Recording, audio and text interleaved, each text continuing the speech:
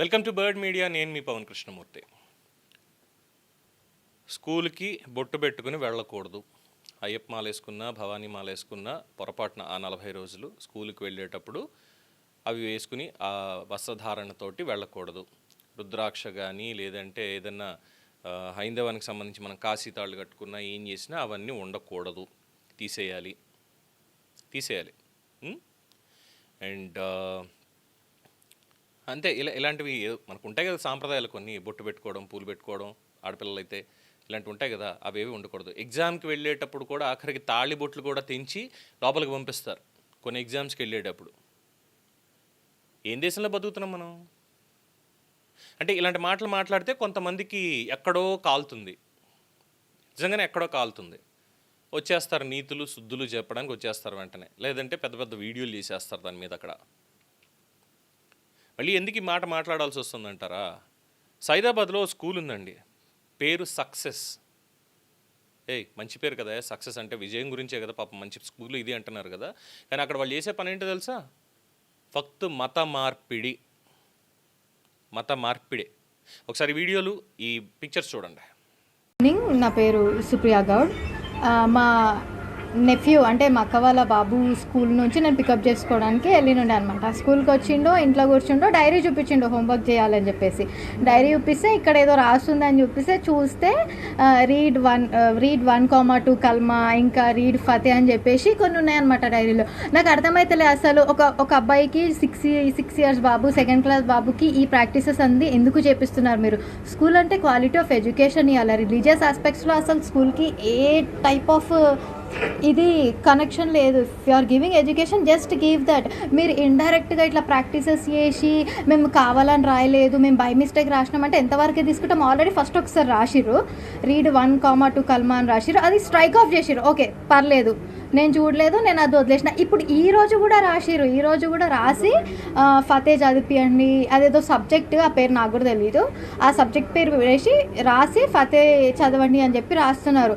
అసలు వాడి ఏజ్ ఏంది, వాడి రిలీజన్ ఏంది అంటే అదొక టైప్ ఆఫ్ బ్రెయిన్ వాష్ లాగానే ఫీల్ అయినా. నేను వెళ్ళి అడిగితే ఆ స్కూల్ ప్రిన్సిపల్ ఏమని చెప్తుంది, ఇది ఒక రిలీజియస్ ప్రాక్టీస్, ఇది అందరు స్టూడెంట్స్కి మ్యాండేటరీ అని చెప్తున్నారు. అట్లా mandatory? You are literally forcing things to write. అసలు యాక్చువల్లీ ఇక్కడ చూడండి, ఇక్కడ రాసింది రీడ్ ఇగో డేట్, ఈ రోజుదే ఇక్కడ రాసింది.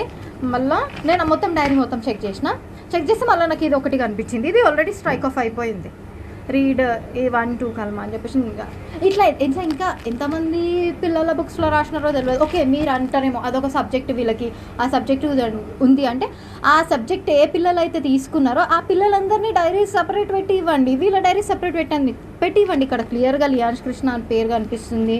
ఎట్లా రాస్తారు? మళ్ళీ వెళ్ళి ఫస్ట్ అడిగితేనేమో religious practice and it is necessary for all the students అన్నది. సెకండ్ టైం అది ఎవరైతే రాసిర్రో ఆమెనే వచ్చి నేను బై మిస్టేక్ రాసిన అంటారు. అంటే మీరు గడికి పేరు ఇట్లా చేంజ్ చేయడం అసలు కరెక్ట్? అది వాంటెడ్గానే రాసినట్టు నేను పర్సనల్గా ఫీల్ అవుతున్నాను. ఇది ఇంకా ఈ ఒక్క డిపార్ట్మెంట్లోనే అవుతుందా? ఇంకా సక్సెస్ స్కూల్ సైదాబాద్ ఇంకా వేరే బ్రాంచెస్ కూడా ఉన్నాయి, కాలేజెస్ కూడా ఉన్నాయి. ఇంకా వీళ్ళకి అసోసియేట్ అయ్యి ఎంతమందితో అట్లా ఎన్ని రాస్తున్నారో మనకు అసలు ఐడియానే లేదు. ఈ రోజు నేను డైరీ చూసినా కాబట్టి రియాక్ట్ అన్నాను. నేను ఒకవేళ డైరీ చేయకపోతే నేను అసలు రియాక్ట్ కూడా కాకపోతుండే. దీనిపైన డెఫినెట్గా authority, concern department, educational department ఎవరైతే అథారిటీస్ ఉన్నారో, హైరార్కీ ఉందో, డెఫినెట్గా నేను పాయింట్ రేజ్ చేస్తాను. డెఫినెట్గా నేను స్టాండ్ తీసుకొని మాట్లాడతాను. ఎందుకంటే ఇది అన్యాక్సెప్టబుల్. కొంతమంది పేరెంట్స్ ఏమనుకుంటారు, అది కూడా ఒక సబ్జెక్ట్ ఏమో, అది కూడా చదివించాలేమో, అది కూడా చదివించడం స్టార్ట్ చేస్తారు. When it is not part of their life, then ఎందుకు? ఇది ఒక టైప్ ఆఫ్ బ్రెయిన్ వాష్, ఇది ఒక టైప్ ఆఫ్ ఫోర్స్ చేస్తున్నట్టు. ఇది ఇండైరెక్ట్ యాక్ట్, ఇది ఇండైరెక్ట్గా ఇంపాక్ట్ అవుతుంది ఎవరికైనా. I have recorded what you are telling right now. It is mandatory and it is, wait, let me talk, and it is mandatory on every children's book. Then you should also write that Bhagavad Gita is mandatory. Wait, excuse me, pehle bhi likha tha strike off kya hai previous paper mein. I am not going to leave this. Nen mottam kya kissa, it is not mandatory for, it is not mandatory for us. Get every diary, each and every diary. Yes, anything like that? No. Then actually teacher రాయడమే తప్పు. రాయొద్దు. ఎందుకు రాస్తారు? By mistake ఎట్లా రాస్తారు? బుర్ర ఉండి కావాలని by mistake ఎట్లా రాస్తారు?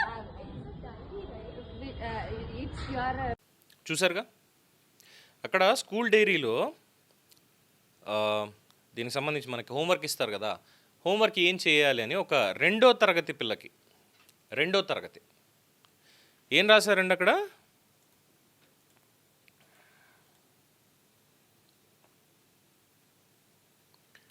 Read సురాహ్ Fateh, read సురాహ్ Fateh. తర్వాత నెక్స్ట్ దాంట్లో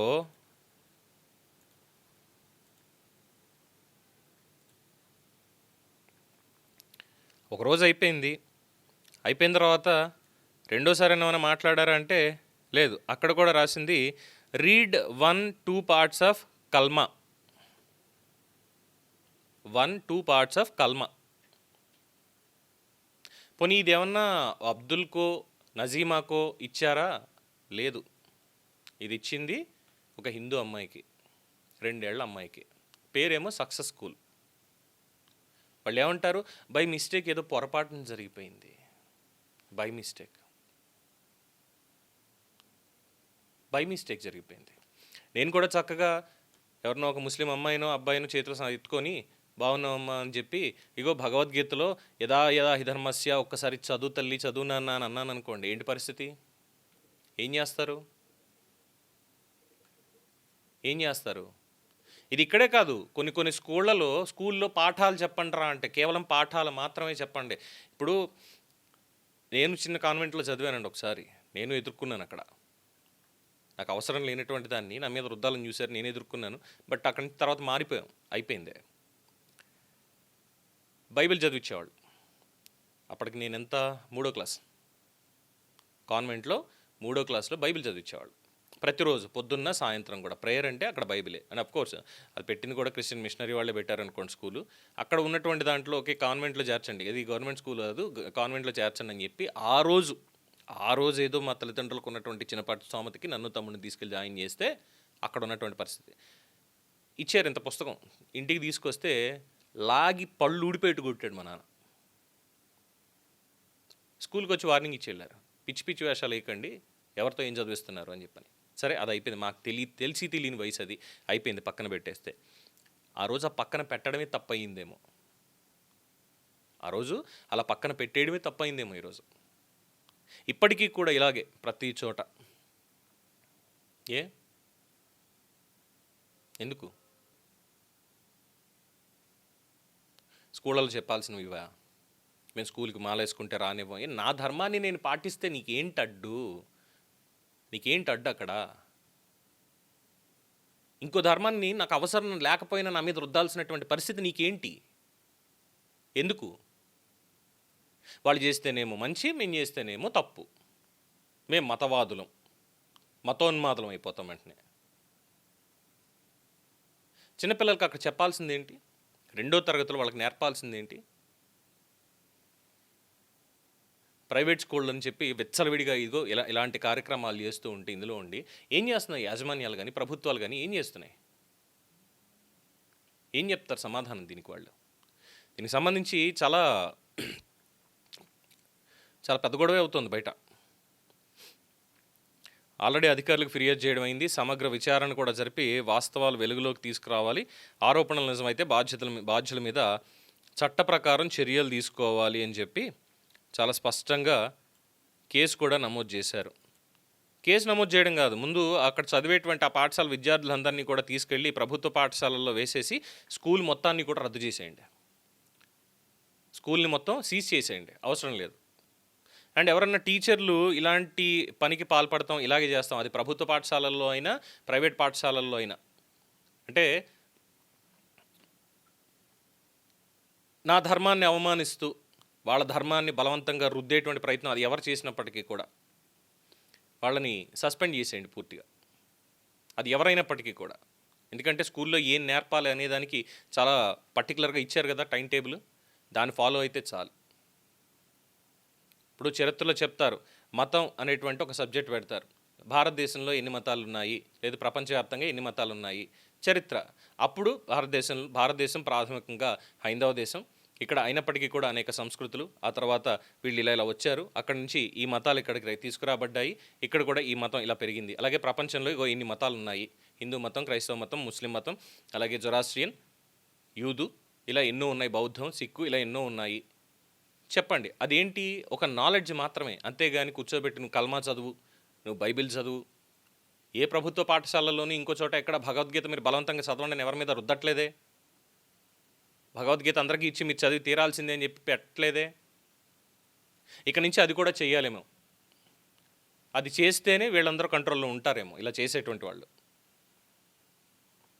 సో ఇది పద్ధతి కాదండి. సమాజంలో పీస్ఫుల్గా ఉండాలి అనుకున్నప్పుడు ప్రతి ఒక్కళ్ళు పరస్పర గౌరవం అనేది కలిగి ఉండాలి.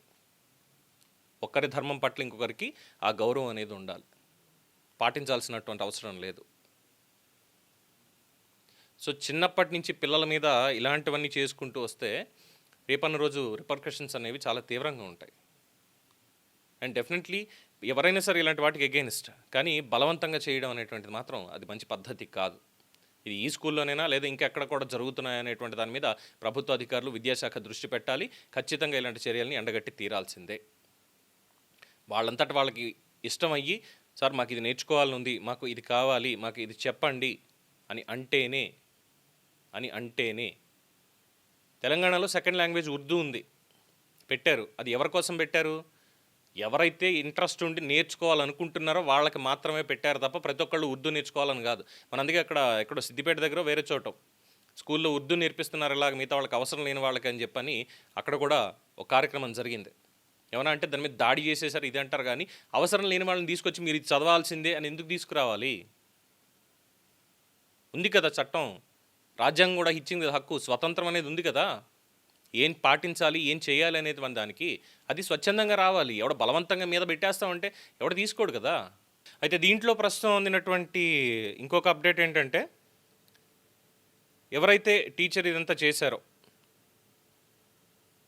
To Miss Shaik Ayesha Parveen, mother teacher, success the school Saidabad branch, termination order. ఆ టీచర్ని స్కూల్ నుంచి టర్మినేట్ చేశారు.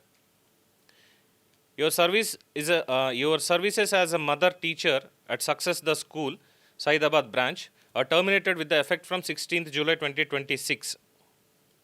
Further, you are informed that you are permanently disqualified to apply for employment in future in the Success Group of Education Institutions. Principal, Success Group. Received and teacher garu kuda santakam petadam jarigindi. సరే, school వాళ్ళు చర్య తీసుకున్నారు, ఇక ప్రభుత్వం కూడా తీసుకోవాలి. ఇది ఊరికే వదిలేసేది అయితే కాదు. చూద్దాం మరి దీని మీద ప్రభుత్వం ఏ విధమైనటువంటి చర్యలు తీసుకుంటుందో. దీని మీద మీ అభిప్రాయం తెలియచేయండి. చూస్తూనే ఉండండి ది బర్డ్ మీడియా. ఈ వీడియో మీకు నచ్చినట్లయితే లైక్ చేయండి, షేర్ చేయండి, సబ్స్క్రైబ్ చేయండి. మరిన్ని అప్డేట్ల కోసం మా వాట్సాప్ ఛానల్ను ఫాలో చేయండి.